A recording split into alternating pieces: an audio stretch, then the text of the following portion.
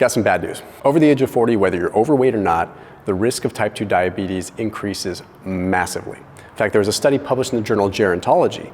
It showed that regardless of BMI, no matter how much people weighed, at 40 years old, there was a massive inflection point with the prevalence of type 2 diabetes. Now, there's a lot of potential reasons here. We're going to talk about them, but more importantly, we're going to give ways that you can counteract those. Very pragmatic, practical things that make sense.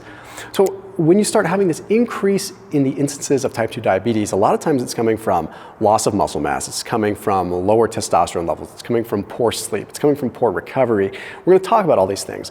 It's just scary. You're getting older and your risk is increasing with less ability to do things about it. So let's jump right in. The first one is using muscle. Not just building muscle, but using muscle.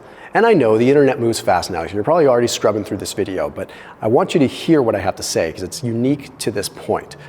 Okay, muscle is a glucose sink. What that means is that the more muscle you have and use, the more glucose you suck up into the muscle, thereby it's not being floating around in the bloodstream, leading to insulin resistance.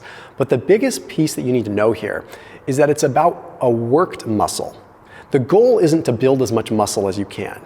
You're not trying to look like me, you're not trying to become a bodybuilder. The goal is to use a worked muscle or work a muscle.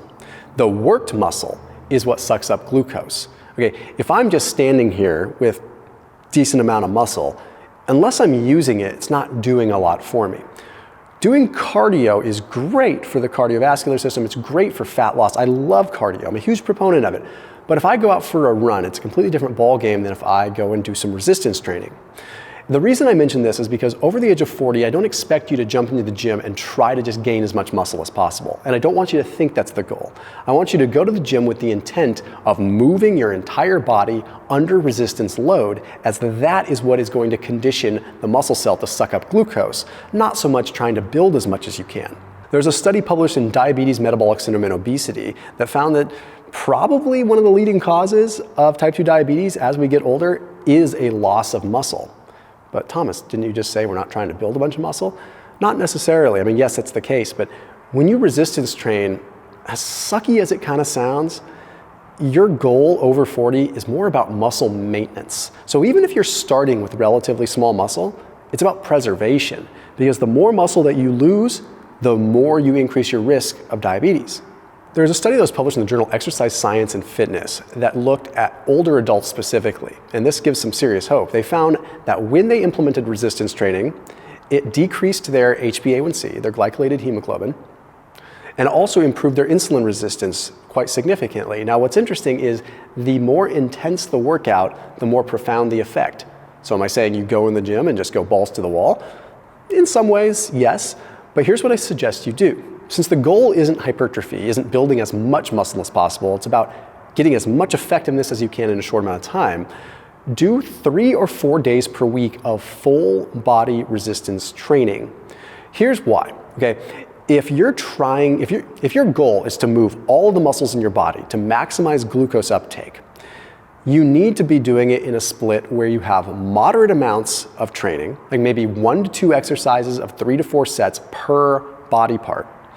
But you're able to do that more frequently. I remember when Firas Zahabi was on Joe Rogan's podcast a long time ago, years ago, he was talking about this. It gives you multiple training cycles, multiple touch points on a given muscle group per week. If I am just going to the gym and obliterating my chest and my back, I can't really hit my chest and my back again for another week, which means that the next time I work out, I'm limited to smaller body parts again. If I hit my legs, I blast those and I can't hit those again.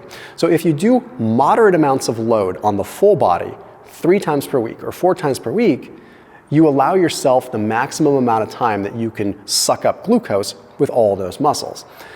Now, one thing that I will say is people over 40 are totally fine to add creatine into the mix. Creatine gets this label as like a steroid, especially in the older communities. And yeah, I'm calling you old, okay? No, but people that are over 40, 50, they start to kind of look at it with a little bit more of a microscope. Creatine is probably the most researched ergogenic aid outside of caffeine, and it is very, very potent. Okay, regular creatine monohydrate. I popped a link down below for the one that I recommend. It's interesting because it's called Creatine 13 from Bowmar Nutrition, so that's a special link down below. Sometimes creatine can get converted into what's called creatinine in high amounts. Now, because of the compounds that are in creatine 13, it potentially reduces the instance of that happening. So it makes it even safer. Creatine's safe in my opinion, but this makes it even safer. And it's blending two different forms of creatine, so you're potentially getting better absorption as well. Plus it has implementation of bitter melon in it to help utilization or less of that creatinine conversion.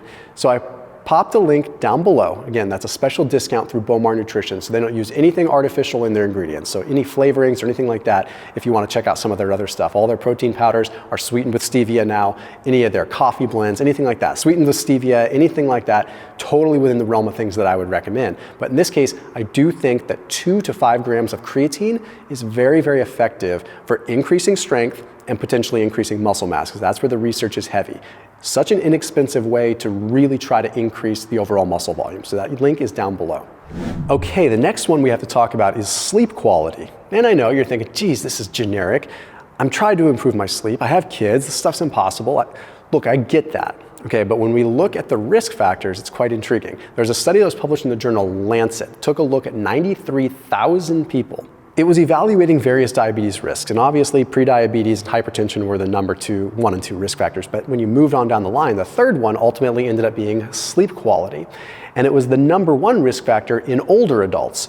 So direct correlation between sleep turning cruddy and prevalence of insulin resistance and type 2 diabetes.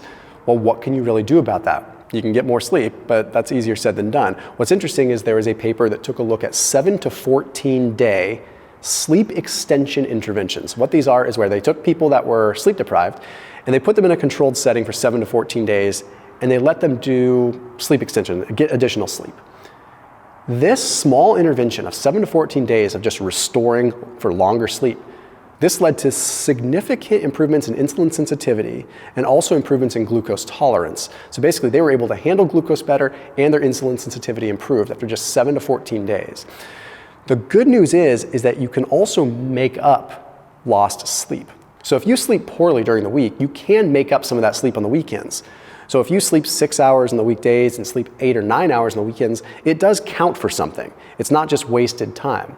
Okay, now Dr. Andrew Huberman had also mentioned something that was very interesting that I talked to him about recently because I wanted to dive in a little bit deeper. There's kind of this old saying that sleeping before midnight gets you more of like almost a double effect. It's not quite double, but the hours before midnight that you get sleep ultimately are more restorative because our circadian cues are really aligned to kind of keep us in check. And if we start going to bed later, 8 hours of sleep later may not be nearly as beneficial as 8 hours of sleep earlier. So the earlier you go to bed, sort of your hours before midnight, so to speak, do count for more. So even if you don't think you can get more sleep, going to bed earlier and getting sleep on the front half of your night is actually more beneficial. But the other things that you can do, very simple things. Wearing an Oura ring. Okay, I think Oura claims that something like, I think they claim like 60 to 80% or something of people that use Oura end up having improved sleep patterns. And that's just because you have data. But another thing, a 1/4 cup of tart cherry juice improves melatonin production. Okay, it also contains melatonin. That way you don't have to be taking melatonin supplements. Magnesium, taking like a dimagnesium malate, that's a very powerful way to improve your sleep, or magnesium glycinate. Chamomile, and the interesting thing about chamomile is chamomile binds to a benzodiazepine receptor, so it kind of makes you, almost acts like a sedative and also helps with general anxiety disorder too, and there's some research to back that up. The other thing that I implore you to at least explore is getting a divorce. Not an actual divorce, a sleep divorce. Okay, now the reality is that sleeping in the same bed is nice for most couples in the Western world, we look at that, but reality is, something that I've experimented with, sometimes if you're over 40, you've been with your spouse for a while, the better relationships just happen when you're sleeping. And if you're sleeping in the same bed and you're disturbing each other and waking each other up and stressed out about sleep, then your marriage might have issues, right? So you want to look at the way to improve your sleep as a way to improve your relationships too. So sometimes sleep in other beds or get 2 twin beds and put them together so you can kind of be separate. So that sleep divorce is a real thing, so I encourage you to at least explore that. Next one is reducing your carbohydrate intake. Okay, well, easier said than done, and now is when people are going to take a little clip of this video that says reducing carbohydrates is the only way to prevent type 2 diabetes, but not the case. Okay, there was a study published in PLOS One that found that when looking at 175 different countries, the more sugar that was available, for every 150 calories of sugar available, there is a 1.1% increase in type 2 diabetes. What this tells us is that the more sugar is available, the more the risk of diabetes is there. Now, that is simply because there is not enough willpower, prefrontal cortex power to override the fact that sugar is available. We cannot change that. It's happening at warp speed. But what we can do is increase our protein consumption to decrease our sugar consumption, because protein is going to improve satiety and it is going to improve what is called dietary-induced thermogenesis. Just the effect of eating protein burns calories. Okay, it's very effective at thermogenesis. It's a very hard to digest and takes a lot of energy. So a few ways you can do that. Obviously, eating meat. Obviously, eating eggs.